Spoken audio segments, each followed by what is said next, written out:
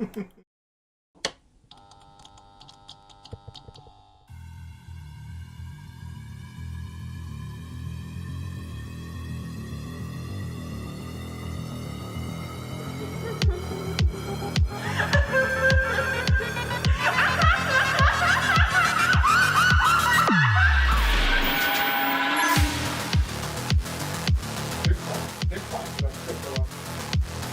the second one? There is no second pass.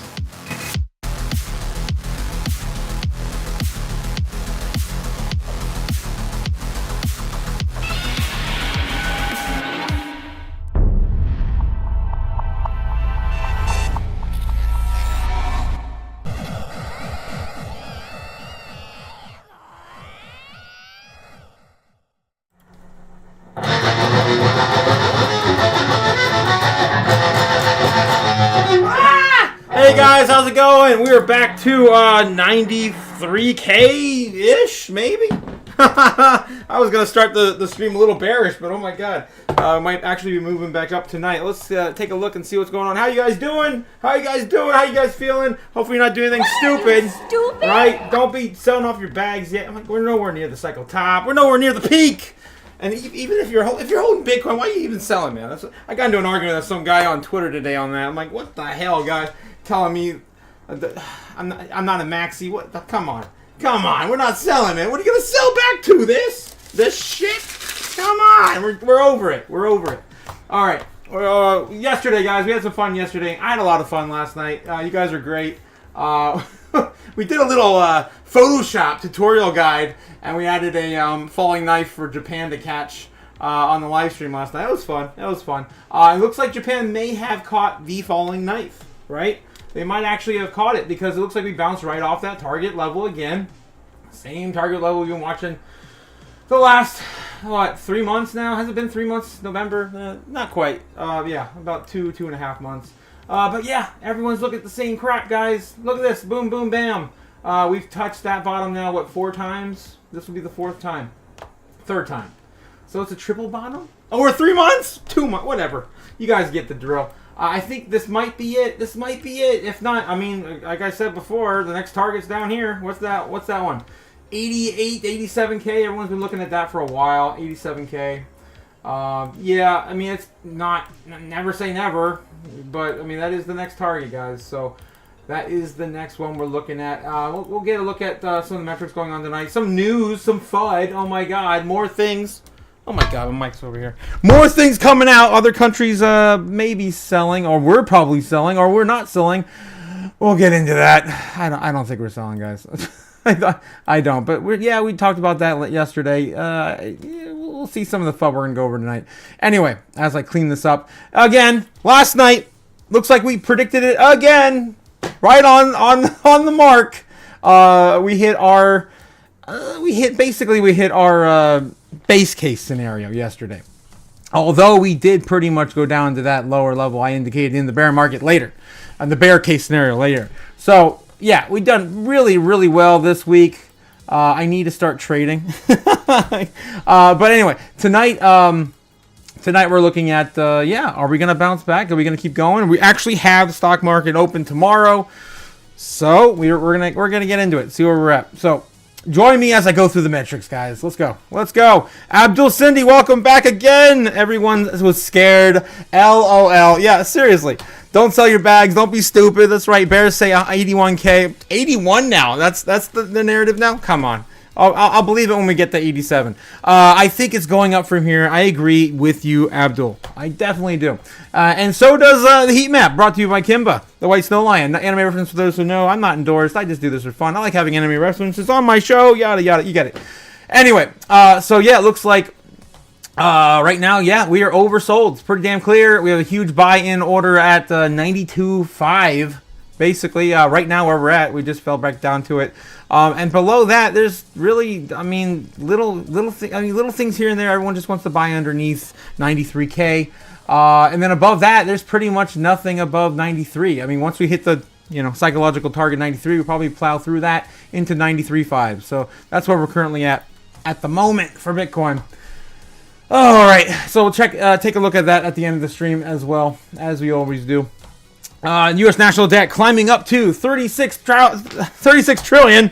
Thousand. These numbers, guys, are ridiculous. Look how many zeros are here. 36 trillion 330,000 billion. 330 billion. I haven't even started drinking yet. We've gone up about, again, an average $4 or $5 billion a day here since the beginning of the year. It's not too bad. We've seen a lot worse, especially during last year's presidential campaign. All right, moving on. Fear and greed for Stong still sitting at 32. Nothing new to see here. Again, hasn't really changed at all since December. It's still been in pretty much fear, as we're wondering when the bubble's gonna pop for legacy assets. Of course, being the Mag 7. Crypto Fear and Greed Index looking now in neutral. Look at this. Let's refresh this thing. We're in neutral now, guys. What? We're back in neutral from a 70 in greed. I think it was actually 69 yesterday. And then now back down to neutral fear and greed on crypto. What the hell? I don't feel it. I mean, when you're up this high already, I mean, how can you be fearful? But I guess the newbies, man. The retail is gonna be feeling it if they get in right now. That's for sure. All right, moving on. Dollar pulling back up, still 109.2. Not the highest level for the dollar so far, but it's damn near close to the top. We probably will see 110 on the Dixie within the next couple of weeks, especially if we still see crypto and risk-on assets kind of fall back and consolidate more sideways. Dixie's going to go up, and then it's going to go down. It's going to go down. Anyway, moving on. Crypto bubbles looking pretty green today on the hour. This is a little misleading for you guys. On the day, it looks like it's kind of recouping a bit. Mostly like, a dull red, mostly yellow or orange. Looking pretty, like it's going to pull back and consolidate. A few things even bring up on the green today. I don't even know, man. I can't really even... Damn, everything's just down today, guys. It is what it is. You just kind of have to, brush it off and move on. Move on with your day. And again, do yourself a favor. Don't look at your portfolio every hour. I don't do that on days like this for sure. Market, wow, this just hit 58 now. Wow, I was looking at this right before the live stream. 57.75. Now we're at 58% dominance for Bitcoin. As it comes back up, it, of course, is going to be a little stronger in dominance. So we might actually see it tick up back up to 60 as we get closer and closer to the 100K levels again. It's going to be a while. We're going to have to wait forever to get the altcoin season going, guys. We're probably going to wait until the end of the year at this point. So yeah, don't fade this metric. Again, this is why we are looking at this. We're waiting for the altcoin season to start. Gotta roll some more of my bags into Bitcoin, man. Oh shit! Hey, Crypto Corey, welcome back, man. I'm being retired now. Yeah, I'm being retired now. We're gonna get live streams going to be every day. I might do Saturday, Sundays now. It really depends on my work schedule. I do have a part-time job on the weekends that I'm not supposed to talk about. But yeah, I could probably start doing full-time. Why the hell not? I mean, I ain't working no damn more. Anyway, this is my favorite metric to look at every single day, guys. If you love Bitcoin and crypto, this is how many Bitcoin are left for every person on the planet to purchase. I love covering this every day because it's pretty much lower every damn day. Bitcoin's price is lower, but so is the amount on the exchanges. You can't FUD this. The price has not met demand yet. All right, still sitting at the 2.19 million left for all 8 billion people on the planet to purchase across all exchanges in the world. And again, this does not count for the people that are just holding their money on the exchanges, right? Some people don't have fancy cold storage wallets like us. People don't take their own risk, right, in their own hands. And they allow exchanges to hold it for them. And that's their decision, man. I don't endorse it. Guys, please do yourself a service. Get yourself a hardware wallet. You definitely will thank me later. All right, moving on. Top 10 assets in our space, guys. Bitcoin, of course, sitting at number 1, King Daddy. Nothing really moved in top 9, 10, 11. That's kind of what we look at here. Avalanche still sitting at number 11 on the outskirts of the top 10. Sui still hanging number 12, which is pretty incredible. It's actually weathered the storm pretty well. You can take a look at the charts on the side here, right? So it's looking pretty good. We're some of these projects are holding. That's Tether. That's nothing. But Sui. What else? Die? No. Sui. Sui and Mantra. Mantra, of course, was like one of the top performers from last year. Anywho, moving on. Sui actually is still in the top 5 on the year, on the week, and on the month. So don't fade Sui, guys. It's killing it. It's killing it. Anyway, BitcoinTreasuries.net. We've got MicroStrategy still holding on to 447,000 Bitcoin. Of course, not wavering. They're not selling. They don't have lettuce hands. MicroStrategy sellers gonna be buying the top forever, Laura. 447,000. That's right, MicroStrategy. And of course, we've got iShares, iBit. They didn't trade today, guys. Again, stock market's closed. So are the hedge fund managers. So these remain the same from yesterday. 202 on Fidelity, 551 on BlackRock's iBit, and Grayscale's 205. All right, rainbow chart. Rainbow chart. Are we dead? Are we back in the fire cell? Dude, last year was so fun. We burned so many bennies in the fire cell last year. I get so nostalgic. I really go back to it. But, you know, for us to go back to the fire cell, we have to be between $50,000 and $67,000. I don't think we're ever going back there, personally, unless we have a huge black swan event. But yeah, I mean, we're still in the accumulation zones for Bitcoin. You'd be buying right now between now until basically 125,000, right? And after that, we're in still cheap territory. We're not even still cheap yet. God, I got to remind you guys every day, not even still cheap. We are extremely cheap right now. Not still cheap, but extremely cheap for Bitcoin. 0.1 million on Bitcoin, right? Not even 0.1. Guys, it's 0.09 million on Bitcoin right now. Come on. Top 10 assets in the world. Bitcoin's still sitting at number 7. Nothing moved here, nothing to see, but it is getting closer to Saudi Aramco, largest oil producer, right? And Amazon is a little hair away from that. We got to get about $500 billion in market cap to take out Amazon first, and we'll do it. We'll do it this year. It's almost in the cards, man. It's pretty much in the cards. All right, let's get into some of the news. I thought this was interesting. We just talked about Sui. Well, you know, Sui and Aptos were both on, you know, Facebook's potential, what do you call it, blockchains to be, you know, ushering in users from Web 2 to Web 3, right? That these two blockchains, Sui and Aptos, were being used to produce, you know, that narrative for Facebook. Although that has fallen off the you know, the face of the earth now. We're now, you know, looking at that, you know, playing into effect, right? You know, with Sui taking over possibly Solana, if you guys believe that narrative. I don't personally, but it's still a great narrative to make some money. Aptos is also doing big things in the back end as well, as it adopts a Chainlink standard to advance Web3 development.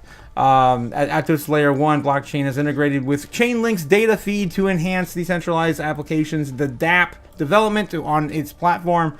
Aptos partners with Chainlink to collaborate, providing developers on the Aptos network with the access to Chainlink's tamper-proof and decentralized data feeds. Dude, everything's going to Chainlink eventually, man. It's the biggest interoperability play. If you don't have Chainlink, I don't know what Oracle, you know, you're going with. It's definitely on the top. Definitely my number one for the Oracle picks for this year. Second might be like Near, maybe. But yes, it's looking really good for Chainlink's you know, project. So where the hell was I before I interrupted myself? So yeah, the data feeds are powered by the decentralized network of nodes designed to provide high quality, transparent, and Sybil resistant data aggregation. Developers can access premium off-chain data sources with benefiting the decentralized infrastructure that mitigates single points of failure. Additionally, the system's transparent design allows real-time monitoring and ensuring user reliability. Aptos is known for its L1 scalability, operates on the Move programming language, and a modular architecture. I don't want to spend too much more time on this, but there's Lazar again. Bashar Lazar, heads of the grants ecosystem of Aptos Foundation, stated that the integration of Chainlink standards aligns with the Aptos' vision for scalable Web3 ecosystem.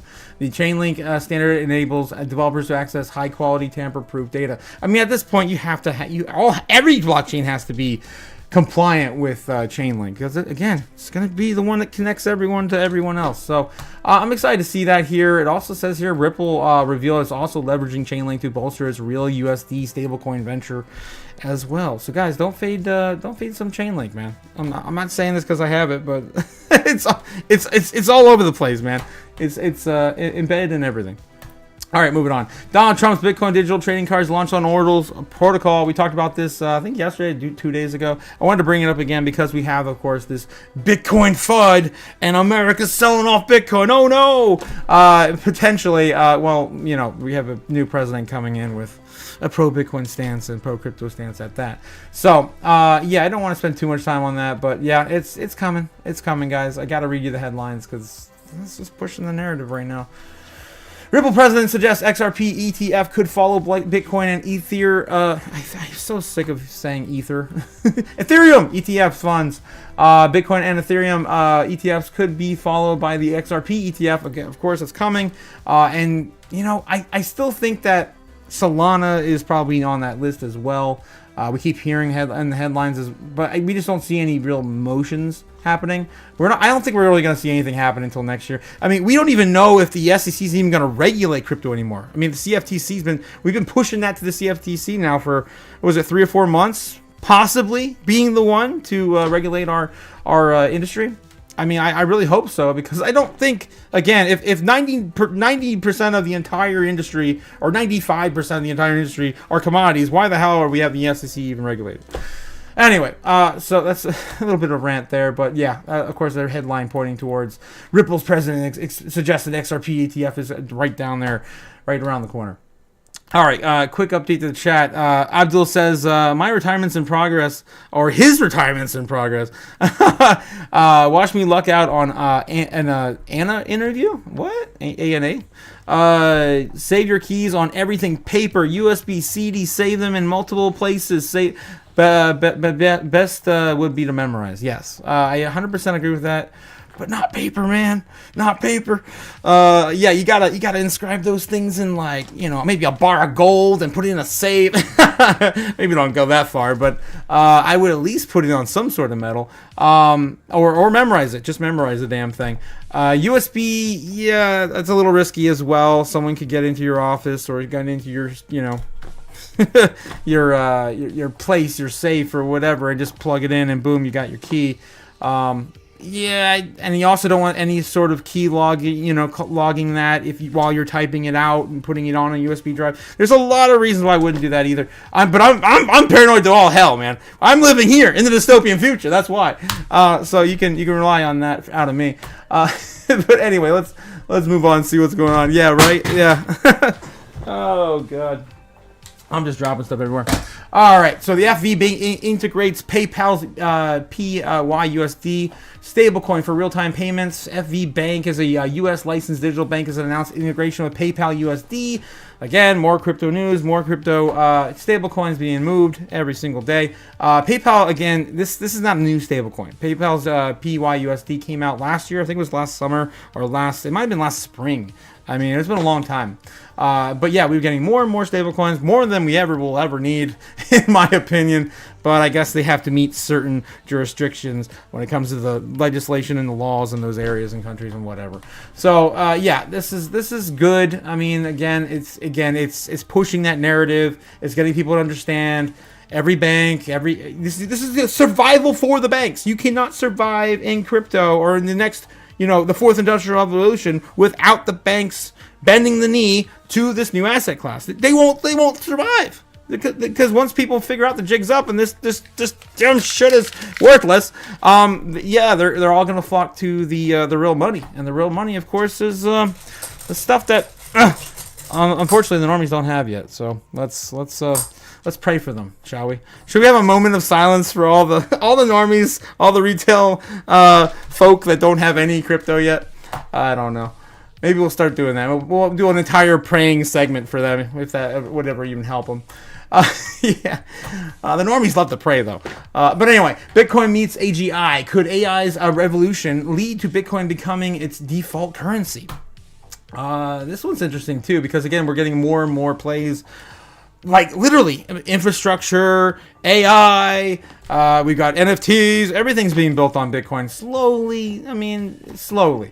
But this one I thought was interesting. I mean, we've got a partnership integration now with Cardano and Bitcoin. Like we're getting, intermingling of blockchains between Bitcoin and other L1s. So I don't think you guys want to fade this, especially anything AI. So this is really interesting. And even Michael Saylor, I'm not going to read every damn article tonight, guys. I'm just telling you, I got a ton to blow through before we get to our normie segment and all the other stuff. But Michael Saylor did mention, I just want to point this out, if you guys missed it last year, he had a seminar where he was talking to, high net worth individuals, right, corporations, about how AI in cloud computing could be integrated with Bitcoin for the orange, what do you call it, check mark or whatever, which would be confirming your real identity. And that's the next big narrative, which is going to be pushing real ID over blockchain, confirming you are actually you.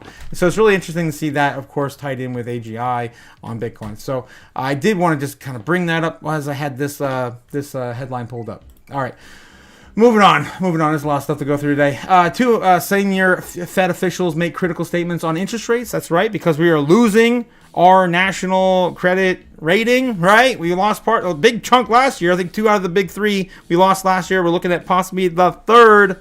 I forget the name of it. These weird, credit rating companies or whatever across the world. But yeah, we could lose the last big one. And again, this one stuck out to me too, because guess who came out with a new video, guys? David Schweikert. Yeah, I love this man. I absolutely, I vote. I talk about him every time I see these little videos. I have to comment. He's the only one in office right now. He's the congressman of Arizona. Guys, please sub and watch. He's got great stuff. Whether you're left or right, it doesn't matter. He's bipartisan. But yeah, listen to some of these new metrics he's got for it. Borrowing per new day, findings per hour, per minute, per second. But we're going to walk through, and I'm using the clock face, and these are 12-hour clocks. So you got to picture. Basically, we're up to how much money can we cut in spending in order to get a certain amount, it's ridiculous. 2 clock faces, trying to make some way where you make things with lots of zeros understandable. So let's actually, and this is one of my favorite ones. So back in December, we sent out some things, and we got members of our community to throw back ideas. And one of the favorite ones was get rid of congressional salaries. Okay. In my heart of heart, I actually think we're overpaid for the quality of our work product. So maybe that's what we should do. But you get rid of every congressional salary. That's Senate here, just get rid of all of it. It's actually about, over a fiscal year, it's about $1.9 billion. It's a lot of money. Okay? For an entire year's borrowing, for the entire year, it would cover 6.4 hours.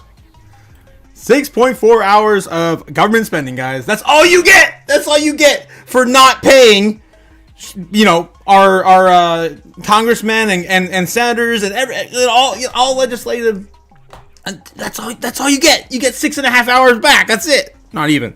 And he has some other findings too that were really funny. Here's another one here that says 9 hours. You get 9 hours of borrowing back if you just don't pay emergency services for, migrants, which I 100% agree with that. I mean, we shouldn't be paying for every damn person that just, their medical expenses if they come over the border. We should pretty much just send them back right away. But anyway, then there was another one here.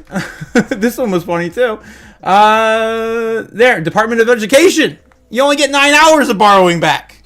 We're talking about a whole year of budgeting. And this is the amount of money we're saving if you even cut an entire branch of government.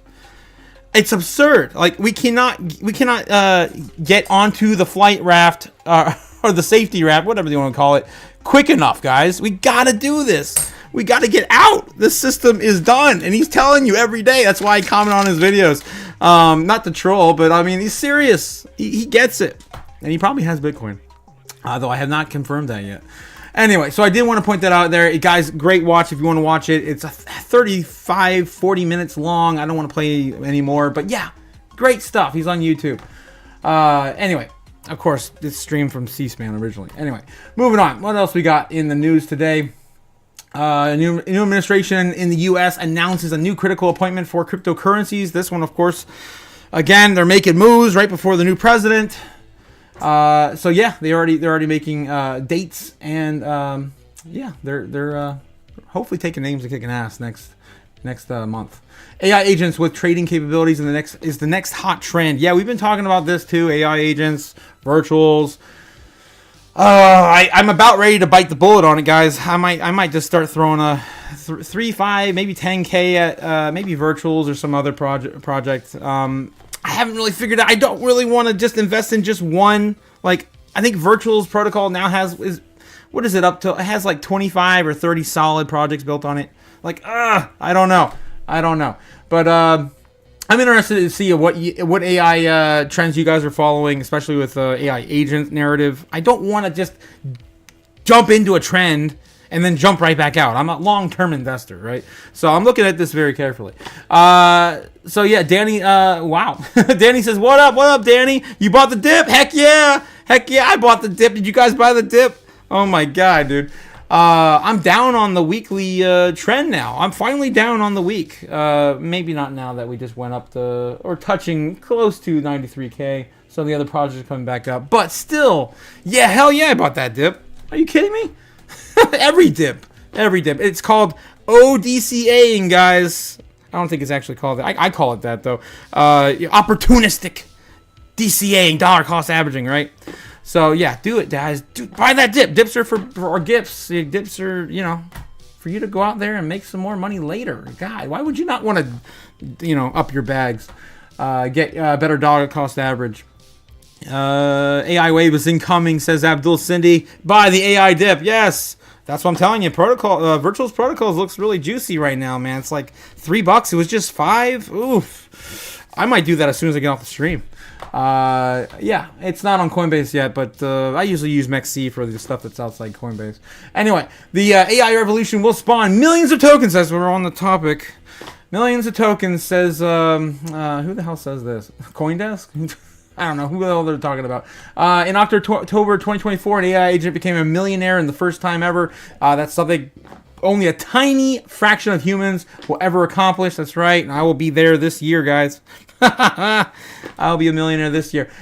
Even with after a lifetime of labor. That's right, man. The average worker is making $1 million in their lifetime if they're lucky.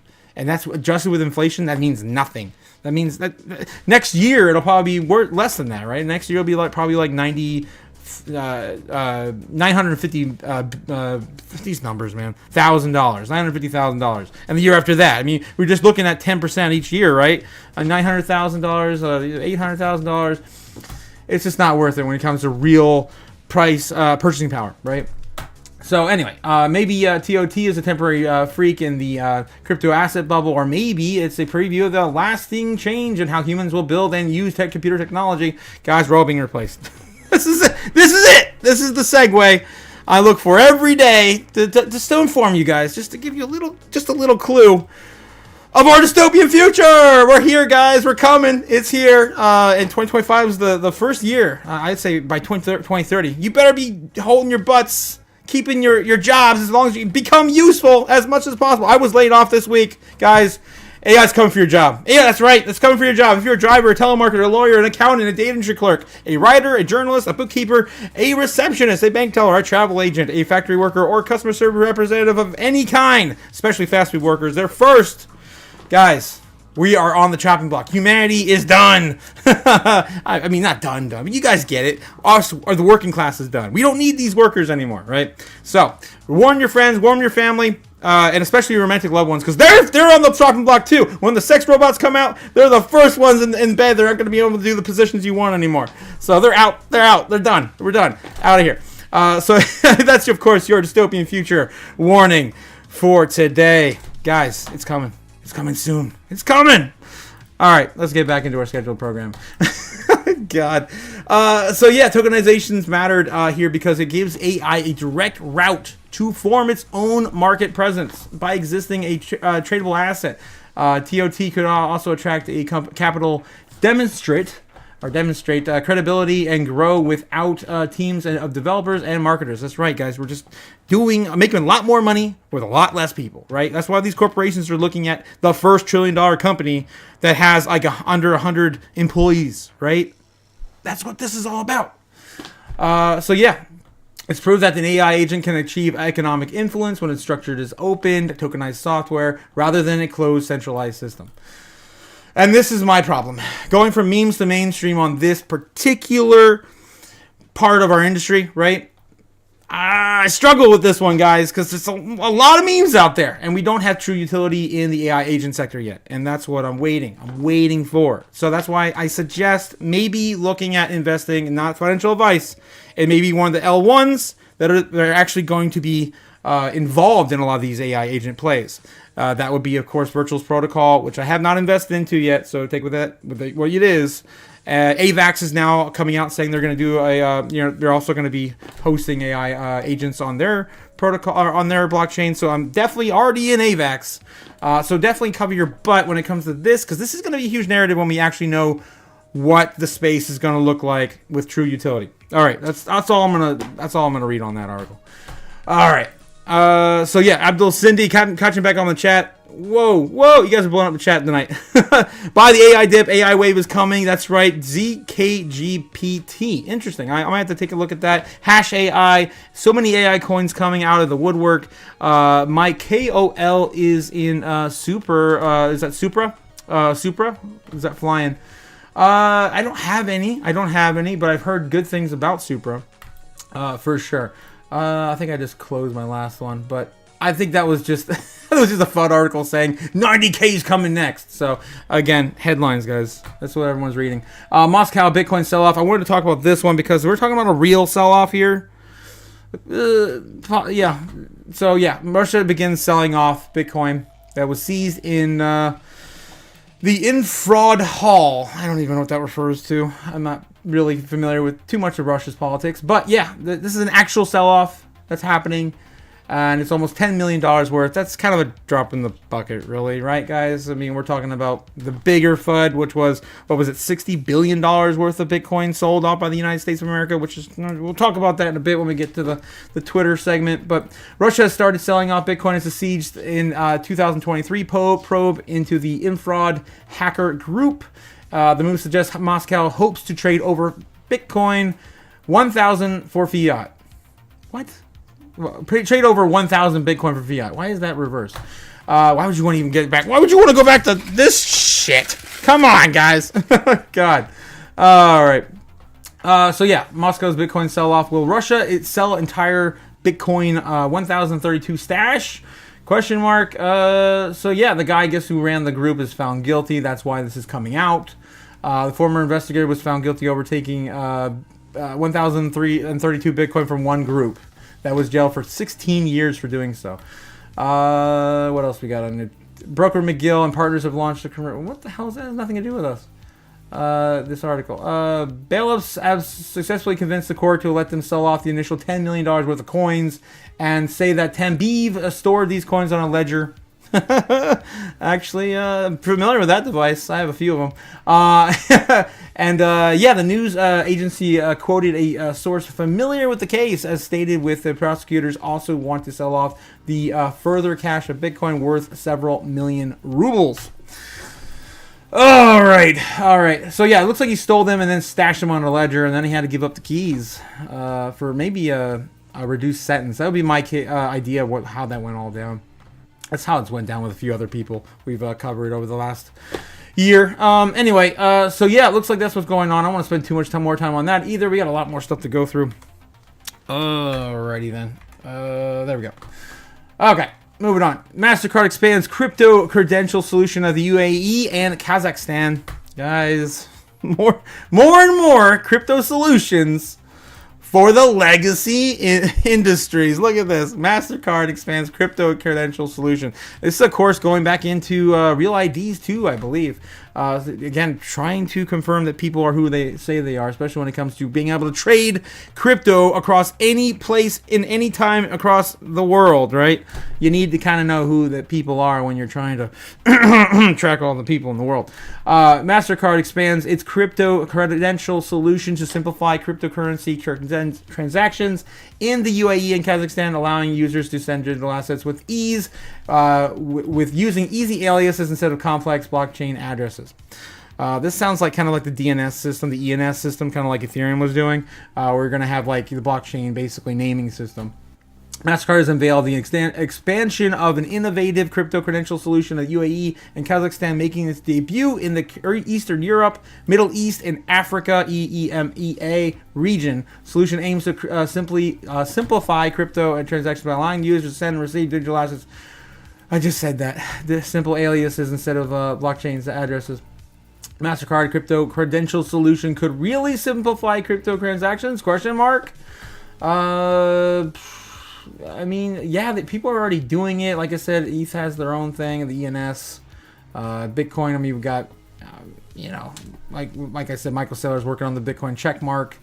Yeah, so the solution incorporates verification standards, ensuring that the transactions are conducted with high security compliance. For example, confirms that the recipient's wallet supports the intended digital asset before completing the transfer. That's kind of good. That's check and balances right away. That's why you don't trust, you verify, right, guys? Yeah, that's another thing I want to go over here in a little bit about the U.S. sell-off, right? Don't trust, verify. Industry collaboration, key catalysts. Of course, we're talking about MasterCard here. Strong industry partnerships and endorsements were also part of the facilitators of the expansion of MasterCard crypto credential. Key players of the regional crypto ecosystem have joined for the initiative, each contributing to achieve a seamless adoption. And it's talking about all of the people involved in yada yada, fintech and divisions of this company and yada yada. But anyway, guys, it's coming. They have to survive. They have to survive, especially when they're not making fees no more. They might as well start adopting and creating things with other people's blockchains. Yeah, that's kind of the goal. They need to survive. All right, UK judge dismisses the. Remember this one, guys? We haven't talked about this one in like 6 months. It sounds like it's finally been dismissed. The $770 million Bitcoin hard drive landfill case, right? James Howells has lost his legal case over the recovery of $770 million of Bitcoin from a hard drive that was lost in landfill, and the judge cites there's no realistic chance of success. That's what I keep saying. What are you gonna do? Dig through I mean, how many years ago was it? I forget, like 2010. I'm sure it'll go through the 2009. 2009, mistakenly thrown away. We're talking about 15 years worth of garbage on top of this damn hard drive. You're gonna find a hard drive like that? What are you gonna do? Use magnets? Hopefully it wasn't a standard disk spinning hard drive. It's destroyed anyway. You pulled it out with a magnet. I mean, I don't. It just seemed unrealistic from the very beginning. It was such a crazy article. We covered it again for the last year. I don't want to spend too much time on it, but I did want to say it's finally over. It's done. That's it. Don't be throwing your Bitcoin away. Don't be throwing your Bitcoin away, guys. All right. Polymarket users bet Biden more than likely to pardon SBF. That's right. Scam Bankman-Fried. It's been a while since I showed these too. Guys, these are my legendary FTX. These are collectible. I don't even know if I would show them. Someone might break into my house and steal them. They're so rare. But yeah, these are my legendary FTX fortune cookies. That's right. That's right. One of them even says, if money talks, then Bitcoin sings. And 21 million is your lucky number. Of course. I'm like, Scam Bankman-Fried. Former FTX CEO, who is currently now serving a 25-year sentence and is awaiting appeal, could be potentially pardoned by Biden, according to a Polymarket, betting. To Polymarket betting right now. United States President Joe Biden is scheduled to leave office January 20th and still has time to issue pardons and commute the sentences of individuals convicted of federal crimes. Which some crypto users are betting that he's going to do FPF. And the reason why is because Sam Bankman-Fried was one of the biggest donors to the liberal left, the left party. the Democrat Party, that he probably could potentially. This seems kind of realistic in my opinion, but unlikely. I don't think so. So it's really interesting to see that they do have that on there, and look at that. Fauci's also on the list too. 4% chance. That's legitimate. That's in my mind what I was thinking, like 5% chance, 2% chance that SBF gets pardoned. Donald Trump, he pardons Donald. People are betting that. It's funny. And again, don't fade, guys. Don't fade it. Don't fade it. We're talking about Polymarket right now, right? Guess what Polymarket runs on? Polygon, right? So just don't. That's all I'm gonna say. Don't fade it. Sleeping Dragon. All right. So that's pretty funny too. That of course people are betting on that. And then Ross Ulbricht, I don't think so. I mean, Trump's already said he's gonna do that. Maybe not day one, but that's on his list, right? So I don't think that's going to happen. Of course, that's the Silk Road founder. All right, moving on. Cypherpunk Nick Szabo joins Samsung Mao's Jan 3 as chief scientist. I thought this was interesting because, again, we're getting more people to back Samsung Mao on, pushing digital infrastructure for the rest of the world, right? We're talking about changing the entire world view on crypto and Bitcoin and adopting it in the world. And every time I hear Samsung Mao, I get super giddy because he's one of my favorites in our space. I still think that he's an otaku too, because if you look at some of his videos, he's got like Transformers and stuff in the back. He gets us, man. He gets us. So the Cypherpunk also said he's joining in January 3rd to help cement Bitcoin as the cornerstone of the entire new global financial system. That's right.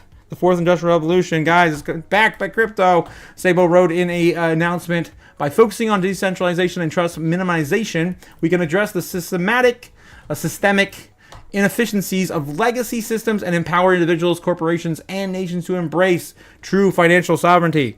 Guys, I'm actually finally getting around to reading the Sovereign Individual. I'm about halfway through the book right now. Amazing book, way ahead of its time, by Peter Thiel, of course, one of the founders of PayPal. If you guys haven't read that book, man, I'm being blown away, and I think everyone needs to be a sovereign individual. Anyway, moving on.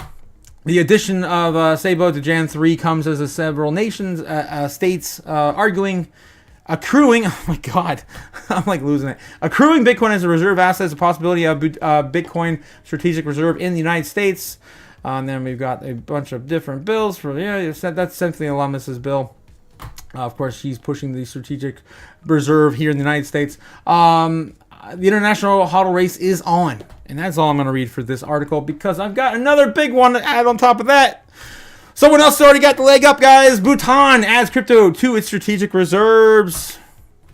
We're not even the first anymore. We're definitely not the first. El Salvador was the first. But they're already getting the leg up on us. They're already front running Trump's presidency. Bhutan's Galethiu Mindfulness City plans to include Bitcoin, ETH, and BNB to its reserves, leveraging its growing Bitcoin mining efforts. Yeah. So it's here, guys. It just keep talking about every single day. We get more countries, more states, right? More states before the damn country, individual states, every single day. So yeah, it's adding crypto to its strategic reserves. I don't think I need to read more than that, but it is $1.1 billion in Bitcoin. That's interesting. I figured they want to have a little more than that. Bhutan's got a lot of money, man. 34% of its GDP. I mean, that's okay. Never mind. Nut up and shut up. That's a pretty decent part of their GDP. All right. So yeah, why this matters. The country's growing a role as Bitcoin holder and miner, mainly using its renewable energy, has increased its international visibility in recent years, positioning Bhutan as its unique player in the digital asset space. And that segues into another thing too, because we've been speculating for years now that Mr. 100, right? Speaking of which, I got his wallet right here. We've been speculating for years that Mr. 100 is Bhutan, but they still haven't come out and said that. And even, I think it was, what's his name? Crazy El Salvador guy. I forget his name. How am I forgetting his name? Max Kaiser. Max freaking Kaiser, guys. Even he was saying that, potentially, Bhutan was already doing it. And so that was like 2 years ago now, I think, when he came out originally speculating that Bhutan was already accumulating Bitcoin for a strategic reserve. But anyway, Mr. 100, guys, this is what he's doing. You think he's selling right now? No. No. How bad is this when everyone's freaking out on Twitter and Mr. 100 hasn't even made any moves? And he's made moves. Guys, he's made moves all last year. He's bought and sold at key time frames. He ain't selling anymore. Why? We're going to go to, like, the moon, man. Why are you stupid? God. Stupid? No, Mr. 100 is not stupid, apparently. Even with the bot trading nonsense that's happening here. That's what's going on. All right, so that's Bhutan. Anything else happened while we were going through the thing? Looks like we got well deposits, Pepe. Yeah, Pepe. That's the only thing new popping up. All right, let's get into Twitter. I got a whole bunch of stuff to show you guys. You aren't following me on Twitter. Please like, subscribe, do all the things down below as well. I appreciate you guys watching tonight, having a lot of fun. Like I said, last night we had a good time too. Catching this falling knife for Japan, and we helped them. I felt like we did a service to Japan last night. We helped them out. We caught that for them. That's right, we did that. Anyway, so here on Twitter, I got a whole bunch of stuff. I just kind of want to, briefly go over the current trends on the, Bitcoin Twitter. Yeah, we've got 11 days, guys. 11 days. That's what I've got on my headline right for the show. Got 11 days left. That's it. Not only for him, but someone else too. And then the Silk Road. People in the U.S. government are claiming that the Silk Road, right, Bitcoins are getting sold off. This is what I'm talking about. Don't trust. Verify. 100%. Why? Because we live on Bitcoin, man. Everything's in the blockchain. It's in the ledger. So yeah, they still have it. We haven't sold off any Bitcoin yet. So everyone quit fudding and freaking out until it actually happens. I don't think they will do it. I mean, that's so ballsy, man, to do that right before Trump gets in office. El Salvador, of course, taking another ODCA, opportunistic dollar cost averaging, buying another 11 Bitcoin on the day instead of their normal 1 Bitcoin per day. Every day we're on a really big down point. They always purchase an additional 10 on top of their normal daily 1 Bitcoin DCA strategy. So that's pretty cool to see that, of course, El Salvador accumulating further. Everyone, of course, needs to go. I thought this one was really funny, this narrative here. Carl B. Menger said, we need to go lower to wash out all the remaining Bitcoin tourists. That's right. Shake out all the weak hands, man. Shake out all the guys who just want this. All the people that just want to have their Bitcoin and stack it. That's all we need. Oh, boy. So I thought that was funny to point out. Standard Chartered.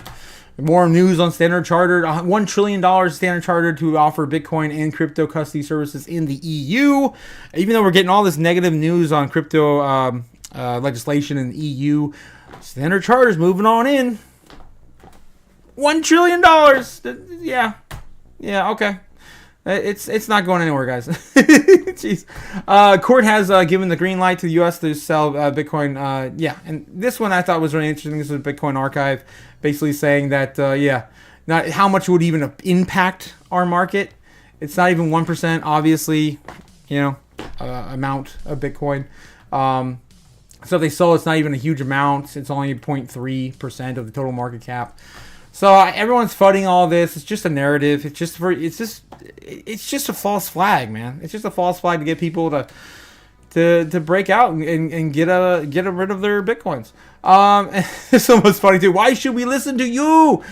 I played these games before. That's right. We've been here for how many years now? My God, we've seen the same narrative. We saw this narrative, the same exact narrative last year, even when they stopped selling. They had these planned sell-offs, and towards the end of the year they stopped selling. So we played these games before. Billionaire Mark Cuban says he'd rather own Bitcoin than gold if something happens to the economy. That's huge. The economy, meaning that's a bigger risk on, risk off asset. It's both, right? Than gold, and I think it has more value. To hedge against inflation and doomsday, the dystopian future. All right, and then this was interesting. I thought that was kind of cute. Someone was giving a parking ticket during the fires in California. This guy here says he bought his house in March of 2023. It was priced at $495,000, which was 22.5 Bitcoin at the time. Today it's worth $550,000, which is roughly 5.5 Bitcoin. The real estate has lost 75% of its value to Bitcoin. right? It's collapsing. Real estate's collapsing, right? We don't need more any fiat, right? What does it say? What do we say? What do we say? People that use fiat currency as a store of value, there's a name for them. We call them poor. That's right, guys. Have fun staying poor if you're holding fiat. All right. So yeah, Palisades is basically completely gone now. It's completely on fire, demolished to the ground. It's insane. All those poor people and their buildings or their houses are all gone. It sucks. What the hell is wrong with our world? I got a conspiracy to roll at you too. Maybe what if scenario, since we're on that kind of stuff. Just in $5.4 trillion asset manager Fidelity says his nation states and governments will be the significant investors that might add Bitcoin to their portfolios. $5.4 trillion asset manager, of course, Fidelity, who is the second largest behind BlackRock, right? In terms of holding how many Bitcoin under assets under management. Henry Ford paid his workers $1,560 per year, $5 a day with a day off. That was when gold was worth 75 ounce of gold. It was $1,000 per 75 ounces of gold, which is insane. And Henry Ford's unskilled labor workers made $142,500 per year adjusted to inflation, right? We're being robbed. We are being robbed. Yeah, 100%, man. 100%. Get back in the chat real quick. Whoa, what's that? Of course, Abdul, of course. I'm here. That's why I'm here. A list 17 that are super risky I can share. Oh, dude, if you want to, at the end of the stream, if you want to send out a list, I'd love to see your risky plays, man, for sure. Thanks for the stream, getting off for some good news here. The sell-off would dump the price. The narrative does. Yeah, exactly. Sell-off does not do anything. It's the narrative. It's a false flag, right? False flag. Arson. Yeah, that's what I'm saying. I'm thinking, man. I'm thinking it's arson, and it's not what some people are thinking. I think it's political arson. But anyway, Jesus, damn. Yeah, that's right. You're over there, man. You're over there. He says one theory is that they are burning underground tunnels using for trafficking. Dude, that is a good theory because we actually covered that last year. How, remember that guy came out and he said that he worked at a Starbucks that was underground and his most favorite client was Jerry Seinfeld, and his argument was that's why you don't see anyone in traffic waiting at LAX or anything like that, because they're underground. They have all these pop-ups, right? And so I think that's a good narrative. They're burning up all the tunnels. You heard about that too? Dude, I wouldn't doubt it. A lot of cool stuff happening on crypto Twitter right now. I tons of stuff to share. I just had tons of stuff to share. What? Hollywood was on fire last night? What? Oh man, I gotta take a look at that after the stream. Every single time Bitcoin does this, of course, we do that, right? So this is a logarithmic chart. Of course, with Bitcoin, number go up, technology works. All right. Oh yeah, this was cute. That's right. Stock investors be like 3% down, they're crying. We're 30% down, and we're like, heck yeah, bring down the dip. Let's buy some more. Oh my god, I love it. Freaking crypto Twitter, man, I love it. Bitcoin right in the bounce zone. Yeah, of course, everyone's saying we're bouncing, man. We're bouncing as we've been here before. I forgot about this one. Joe from Squawkbox. Look what he said. And 3% compounded for the dollar is devastating. And I don't know, for you to just blow it off is a little weird. I mean, there's a reason they want 2%. Anyone can move goalposts. I mean, if you compound 3%, that's 50% higher than 2%. Do you know where 2% comes from? We're going to go to 5? No, but 2% 3%, it would be... would make all of us feel awful in 10 years. 2% comes from the Bank of New Zealand in the early 90s. It seems like a good number to me. But it's an arbitrary number. What you've got to take into... 5 is an arbitrary number. If you want to deflate 36 trillion, let's go to 10 then. I don't want to pull the rug from under U.S. economic exceptionalism. Let's pay it off. Let's go to 3%. I think we are investing in the economies of tomorrow. In the growth drivers of tomorrow. Government? No, the private sector, everything else. If you push this economy into recession, the private sector is not what causes the inflation. Joe, if you push this economy into recession, and then he says, you will not just lose current standard of living, you will lose future standard of living. We are in a very good position. 3% loses the future standard of living. That's the problem. 2.5 to 3 is what I said. You went immediately to 3. Well, if you say 3 at the high end, and as long as inflation, okay with it. As long as inflation expectations are stable, you can navigate. You better buy some Bitcoin, Mohammed. I love that. I love that clip. Yeah, he's definitely our spirit animal. I love this. I love everything about this. Perfect. Perfect. It captures our market perfectly right now. Oh, man. Adam back. It's a good day to hodl, guys. Yeah, it's a good day to hodl. Cybertruck tows 9,000 pounds of mining machines. Probably the best use I've seen for a Cybertruck yet. Oh, God. He's just taking it home with him, right? Yeah, nice. And then, yeah, we got more and more. I don't want to cover all this stuff, but, man, it's been really great on crypto Twitter right now, man. I haven't had this much fun in a long time. A long time. Jeez. Yeah, Abdul, that's right. Crypto bros are the best. They are the best. Yeah, and then we got 10 more days, 11 more days of this guy, too, guys. He's out. He's out. And then this was kind of my my conspiracy on the fires. I'm kind of with this too, like maybe a satellite up there, and maybe that's why Elon Musk moved away. There's a lot of things I can think up. Yeah, so I'm not gonna say any more than that, but you guys can put 2 and 2 together. Maybe you never know. We can't trust our government. Oh yeah, this was great too. This is probably the best thing we've got out of the fires, guys. We got an Bank of America burning up right now. That's right. We're taking some of these out of the circulation, right? Oh, I actually got one that's half burnt right here. I just threw it on the floor. All right, moving on. It's gone. Say la vie. I like the bank that exploded last year. That was fun too. It was J.P. Morgan, I think. Yeah, this is it, guys. It's 11 days, man. 11 days. Oh, yeah, and then this is the heat map, basically where we are today, right? We basically liquidated everyone. It's all gone. It's all gone. There isn't much left, right? Who's going to sell right now? Who's going to sell right now? We're going to double. We are practically going to double in the middle of the year, more than likely. Who the hell's selling now? So I love that as well. Everyone, of course, pushing more of this narrative away from the fudders. China to integrate blockchain technology into its national data infrastructure with full implementation by 2029. That's right, even before 2030, before the end of the decade. Yeah, and then, yeah, this is what started all the FUD yesterday. Yeah, with them cleared to sell that $6.5 billion worth of Bitcoin, which is a decent amount of Bitcoin. Oh, man. Yeah, we got more Cathie Wood, of course, and we got Trump. There's just so much stuff to cover, guys. I don't have time. Look at this. Look at this damn thing. It's all gone. It's in flames. I can't get over that, man.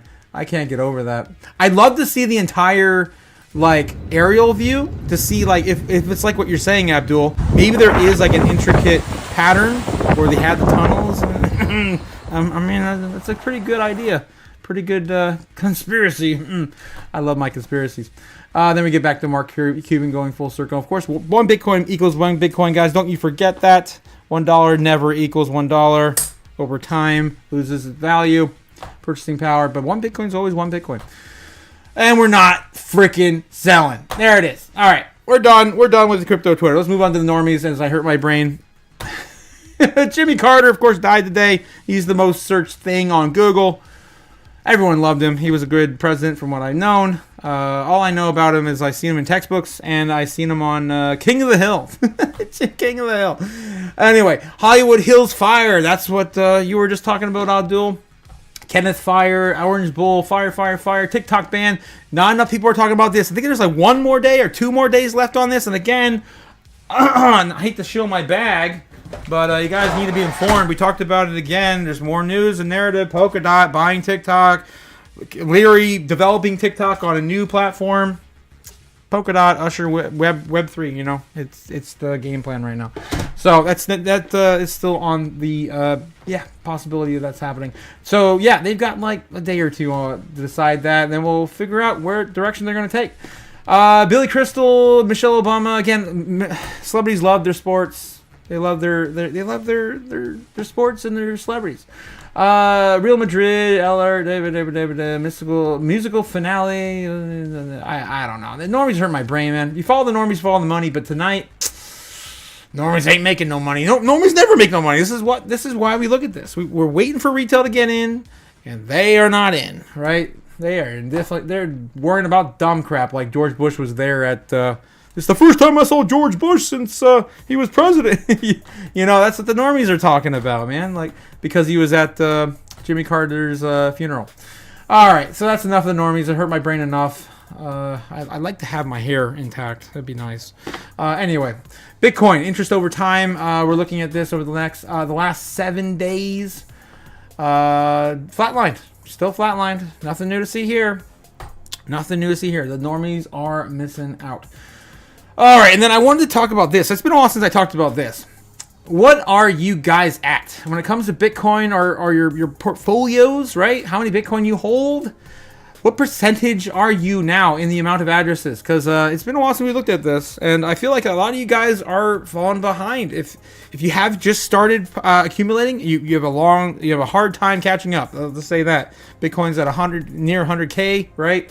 It's going to be harder and harder to accumulate. But again, if you had just 0.1, right? That's about $99,000 worth of Bitcoin right now. You'd be at 6% of the total amount of wallets holding Bitcoin. You'd be in the top 6%. That equates to like a freaking multimillionaire, right? That's 6%. If Bitcoin goes to $100 million and beyond, right? It's going to infinite, like Michael Saylor says. Yeah, you guys are looking pretty good. Only $9,000 to $100,000 worth of Bitcoin. I'll just say that. And then if you guys have a whole coin, right? You're at the point, you're at the 1 to 2%er range, right? Between 1 and 10. I think that's more. Oh no, it's even less than that. It's 1.5 to 0.5%, right? That's a huge. That's basically like your billionaires, right, or multi-billionaires. And then beyond that, of course, you've got the ones that are going to have trillions of dollars in the future. That's basically how it is going to be. Corporations, institutions, and then the multi-billionaires we have currently today that are going to be in the 0.03, literally 0.001%, right, of all wallet holders. So keep an eye on this. Maybe use this list to make it a goal, right? If say right now you only have $600 in Bitcoin, right? And you're somewhere in the 20% range of holders. 20%. It's not a bad place to be. It's just use that as a stepping block, right? I encourage you because guys, you don't want to be left behind. You don't want to be left behind when this thing takes off, and there's no way we can even add a percentage to our total net worth. When we're behind, beyond a million. Like I'm not gonna have $1 million to throw down on Bitcoin at that point. Jesus. It's going to be what it is.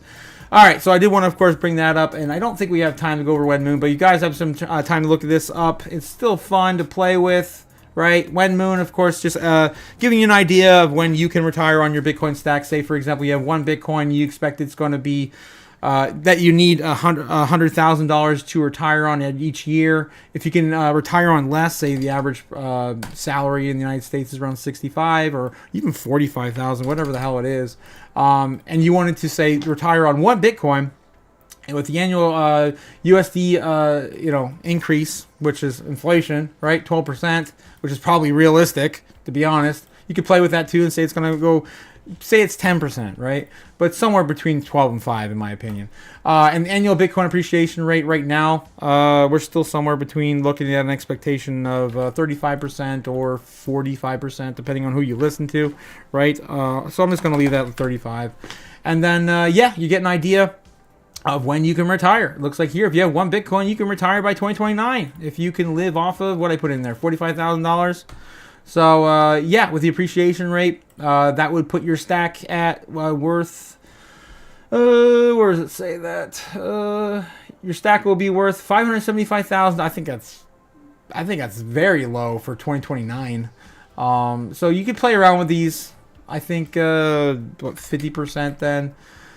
Appreciation. That doesn't make any sense. Annual Bitcoin appreciation rate.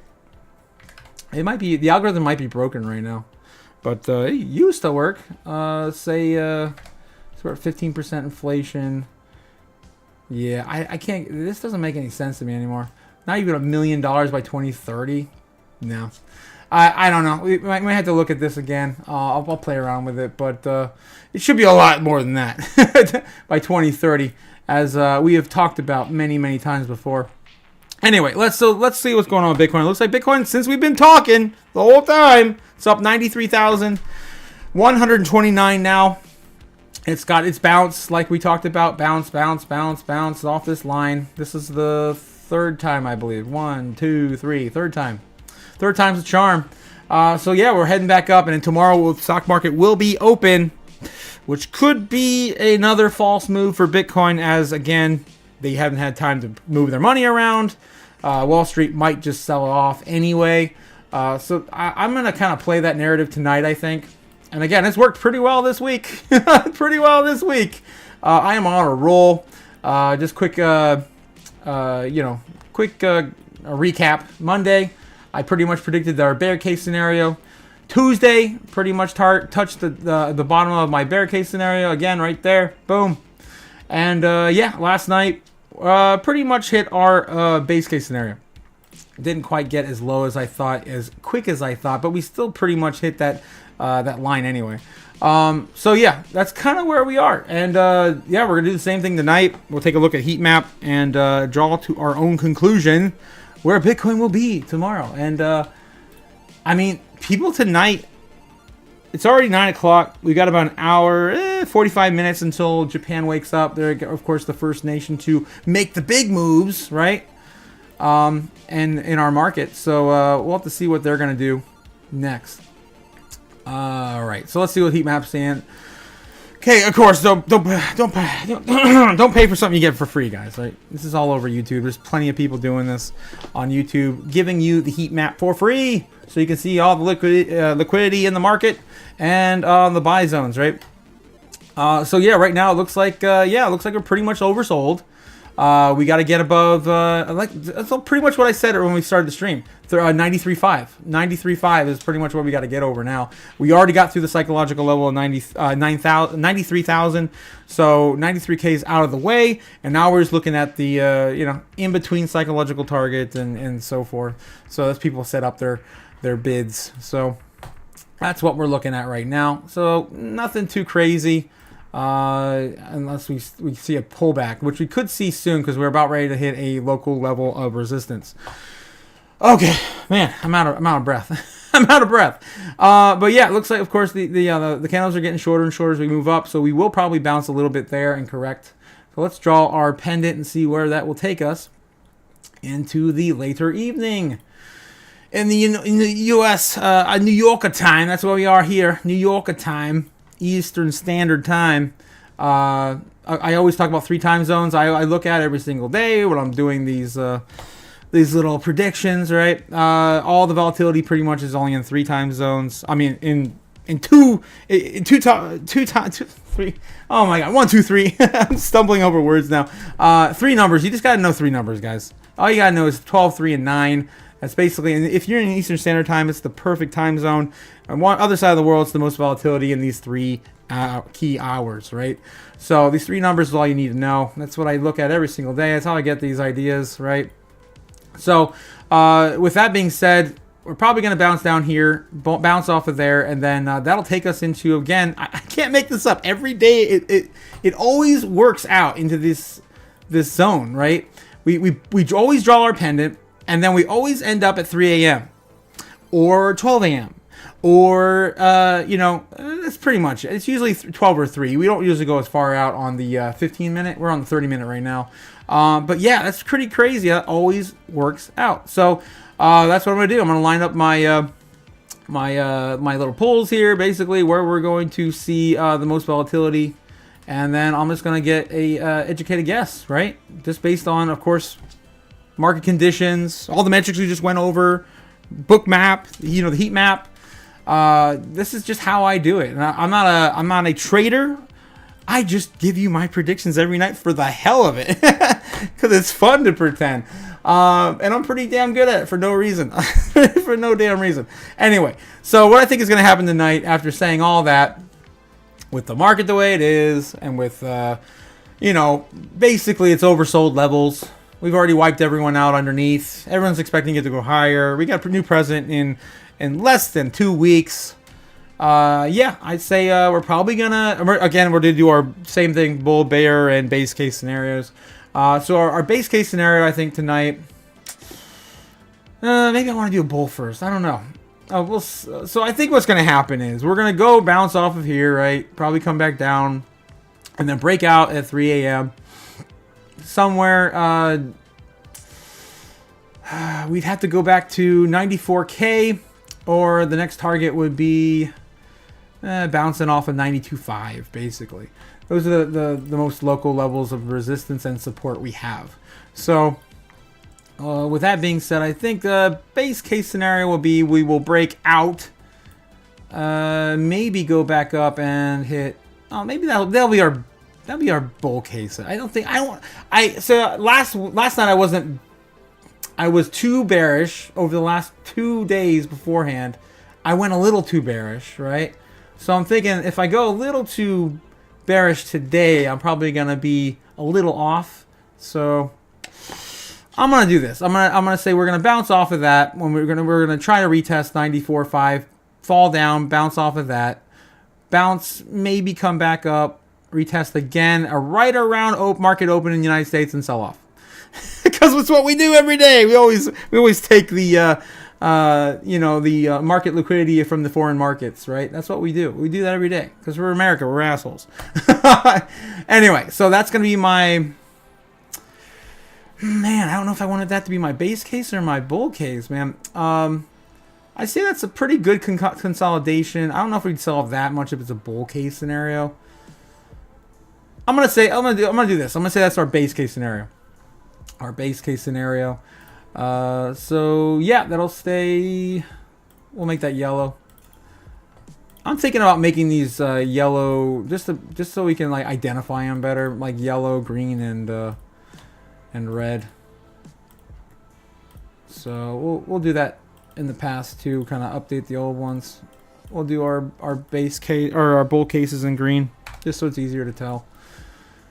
Alrighty then. Boom, boom, boom. I'm missing one. Yeah. Jeez, Monday night. There we go. Okay. So that's gonna be our base case. I want to be bullish tonight. I'm sick of being bearish, man. Get this freaking bear out of here, man. I'm sick of this crap. Damn it. Why can't we have fun? Jesus. All right. So yeah, that's gonna be our base case scenario. That's fine. And then we're going to do another one where we're going to, I'd say we retest this, hover over that, break out at 12. That's right after Japan has their lunch. So it'll be about 1 o'clock, I think, in Japan. Then we retest there. Then we come back down and retest. Then break out a little higher. Our next level, I don't even know where our next level would be. Probably 96. Probably bounce off 96. This is extremely bullish, guys. I don't think this is going to happen, but that's why we do 3. It's fun.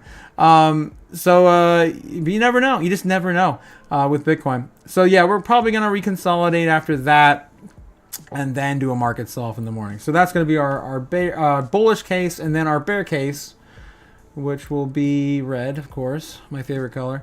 If you guys haven't figured that out yet, I'm gonna say we're gonna come back down, retest that, follow through here. Hell, we might even fall even further earlier.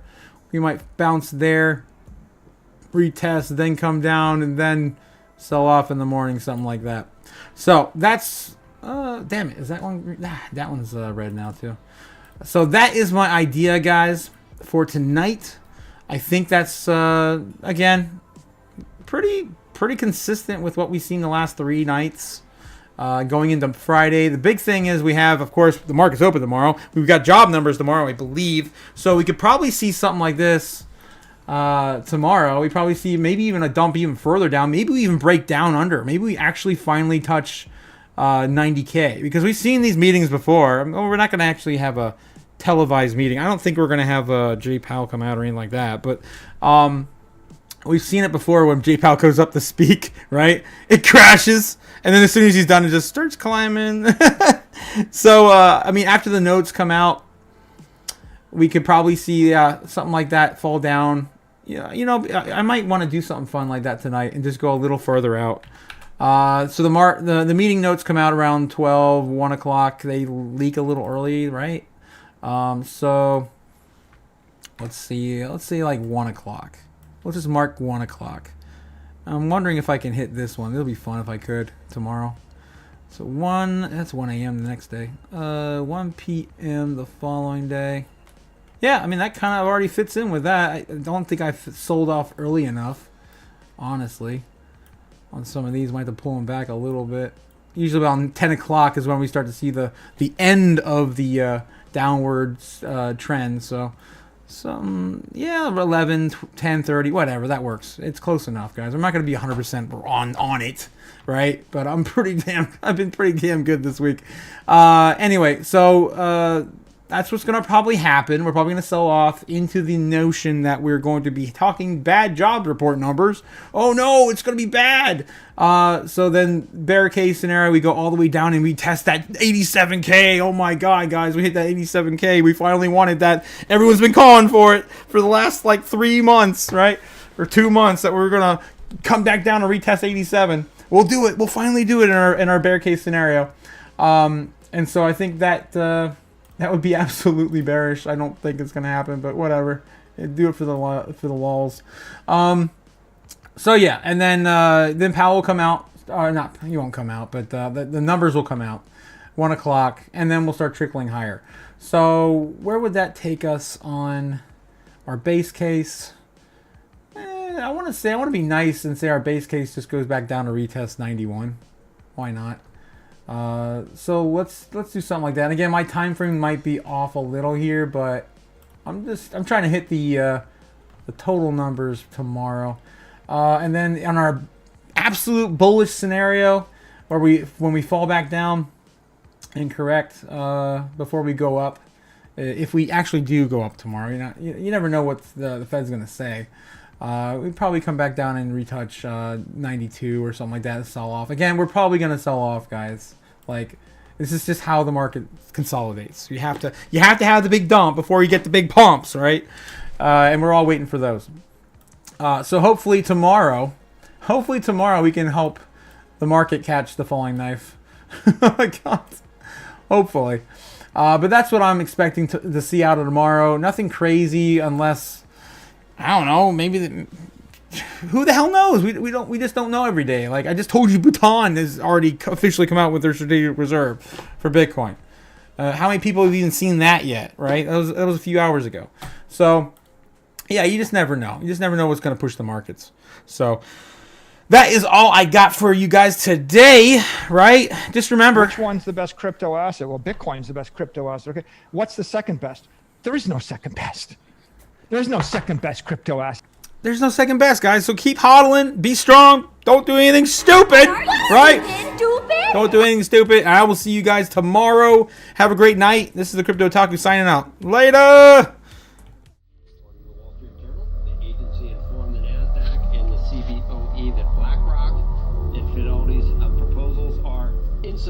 We can make the dollar the most attractive currency by continuing to have the rule of law. You always print money to do that. I suppose it would diminish our status as the reserve currency. Just shut up. There's no expectation of privacy above me in the sky. So Bitcoin is the solution because you can buy Bitcoin right.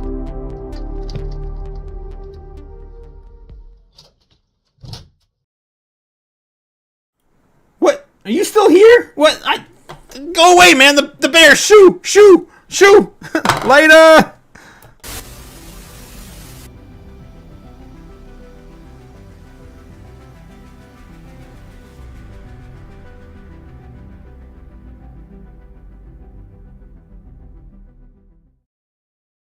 Bet.